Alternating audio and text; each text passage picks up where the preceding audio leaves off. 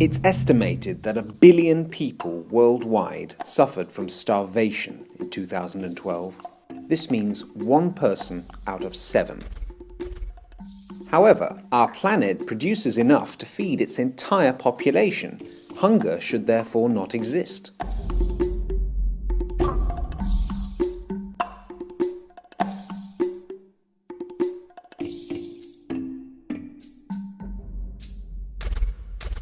Let's take 3 countries to highlight the problem: Bolivia in Latin America, and the Democratic Republic of Congo and Ethiopia in Africa. These countries are struggling with the scourge of hunger, even though they have huge potential in terms of food and agricultural production. Bolivia is 35 times bigger than Belgium, with an equal number of inhabitants. A third of its land is dedicated to agriculture and livestock farming, and 40% of its population depends on agriculture for its livelihood. However, more than a quarter of Bolivians suffer from malnutrition. Bolivia is the poorest country in Latin America. The Congo's natural resources could feed the entire African continent. 58% of the Congolese population depends on agriculture, but this country has the highest percentage of undernourished people in the world, 70% of its population. There are 64 million farmers in Ethiopia, or 77% of the country's population. The largest cattle herds in Africa are in Ethiopia, enough to supply milk and meat to all of East Africa, and yet 41% of Ethiopians are undernourished. The paradox is stark. Countries that are mainly populated by farmers are those most affected by hunger and malnutrition. Across the planet, over 60% of the people who go hungry are the families of farmers, animal breeders, or fishermen. In comparison, only 2 to 12% of Europeans, depending on the country, are farmers. And in the USA, only 2%. These countries are affected by a different problem. Their populations suffer from obesity. In the USA, almost 1 in 3 people are obese, while hunger ravages the poorest across the globe.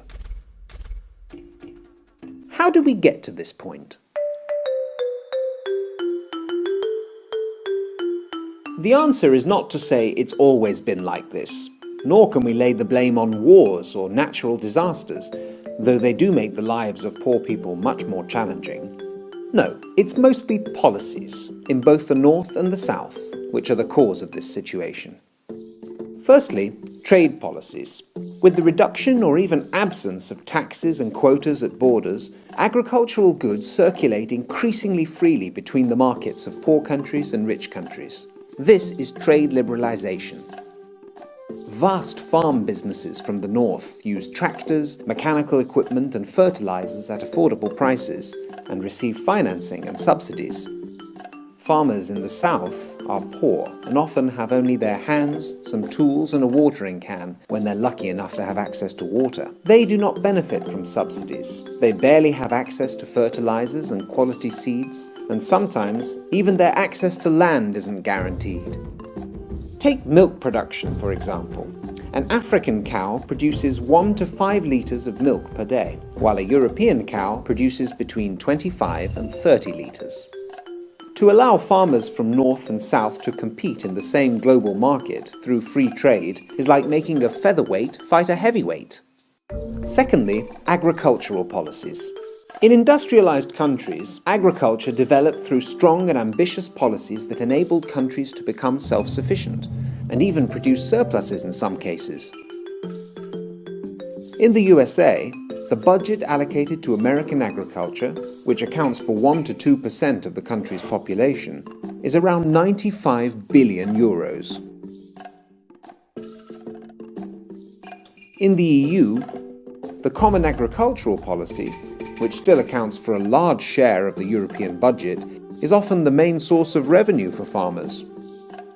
And yet, in Bolivia, the Democratic Republic of Congo and Ethiopia, politicians have neglected agriculture.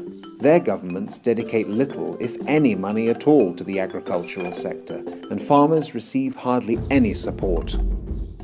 And the small amounts granted to agriculture often focus on export crops, such as coffee, cocoa, cotton or soya. So farmers are discouraged from producing crops that could feed them or the local population. All these policies have made poor countries, though their populations are largely composed of farmers, utterly dependent on food imports from industrialized or emerging countries. And when prices of imported agricultural goods go up in international markets, millions of poor farmers and consumers can't afford the higher prices, and therefore don't get enough to eat, as we saw in the food crises of 2008 and 2011. Lastly, energy policies that promote biofuels produced from rapeseed, sugarcane or oil palm also contribute to the impoverishment and hunger of farmers in the poorest countries, who should be farming for food rather than endlessly adapting to the needs of rich countries and their polluting industries.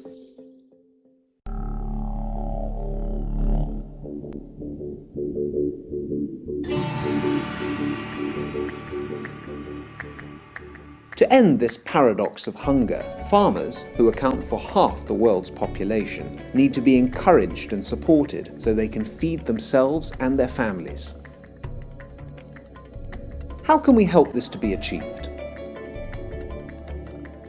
We can help to end hunger by calling on our political leaders to create a favorable framework for family-based agriculture through petitions, protest rallies, political forums, and other forms of action. We can help to end hunger by making sustainable individual consumer choices, by consuming local and seasonal goods and fair trade products. We can help to end hunger by keeping informed and informing those around us, and by volunteering in organizations that are active in the fight against hunger. There are many ways to help eradicate world hunger and poverty, and to support a sustainable production and consumption model, one that can feed the whole planet. It's time for us to act.